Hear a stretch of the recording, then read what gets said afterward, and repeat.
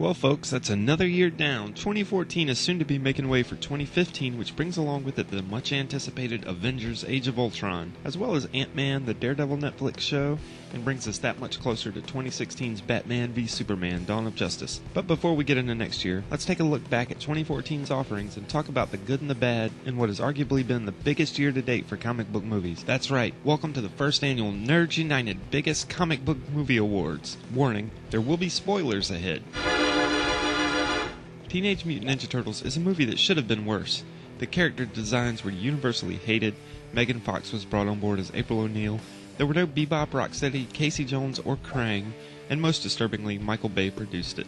However, this film somehow managed to come out alright. It was nothing amazing, but it also didn't rape our childhood like so many fans were worried about. They managed to capture the fun and personality of the Turtles while basically putting them into the Transformers universe. Luckily, nerd rage prevailed and prevented the Turtles from being from outer space, or the Shredder from being some white dude, as was rumored before the movie came out. For more on TMNT, check out this fancy title card to see my full review of it.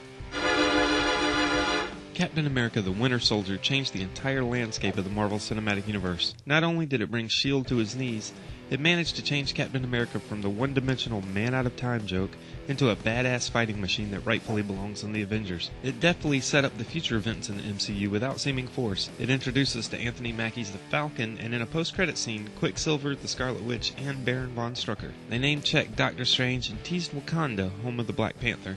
The Winter Soldier himself was a great addition to the franchise, and it's only a matter of time before Bucky takes up Cap's shield for himself. X-Men Days of Future Past did what comic book movie fans have been clamoring for. It managed to erase the events of X-Men 3 and X-Men Origins Wolverine. Loosely based on the story arc of the same name, Days of Future Past was a time-traveling feast that united the original cast of the X-Men films with the First Class cast. It introduced us to the Fox version of Quicksilver in what was probably the greatest action scene in a comic book movie this year. The speed effects were fun and set the bar high for next year's Marvel appearance of Quicksilver in Age of Ultron. Days of Future Past focused once again on young Magneto and Xavier's relationship to Mystique and her connection to the Sentinels that threaten the future of all mutant kind. While some fans disagreed, having Hugh Jackman's Wolverine as the bridge between the two casts made sense in the cinematic world that Fox has created. The post-credit scene featuring a young Apocalypse was a fantastic teaser for the next installment in the franchise.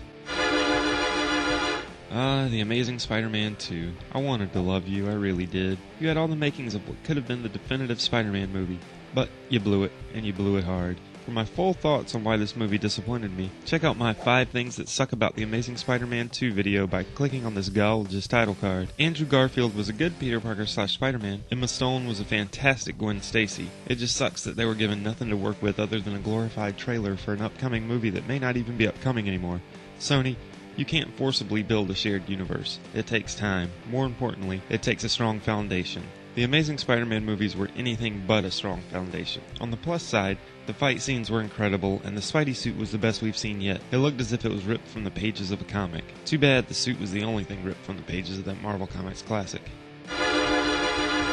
Guardians of the Galaxy proves the power that Marvel Studios has in Hollywood right now. They managed to take a title that no one outside of the hardcore comics fans knew about and turn it into the blockbuster biggest film of the year by making a space opera that focuses on the cosmic aspect of the Marvel Universe. James Gunn and company has made a film that completely stands on its own, all the while subtly building up to the future Infinity War saga that will see the Guardians team up with the Avengers and most of the other MCU characters. From a talking raccoon and a giant tree creature as main characters, to a ridiculous dance-off that shouldn't work, Guardians feels simultaneously new and familiar. It's a fun space romp that does Star Wars better than 2/3 of the Star Wars films. For my full review, just click on the sexy little title card.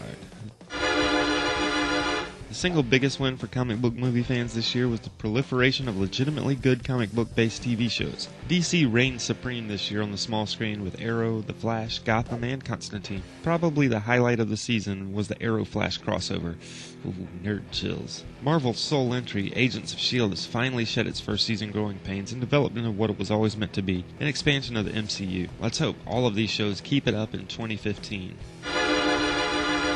Now, my vote for the biggest and best comic book movie of the year, Captain America, the Winter Soldier. What was your favorite comic book movie of the year? Do you disagree with me? Leave a comment below, I'd love to know what you think. Also, be sure to check out some of these other comics-related videos. Hit me up at any of the social networks shown at the bottom of the screen. And as always, don't forget to like, share, and subscribe for new videos each week. 2014 was a good one. 2015 will be better.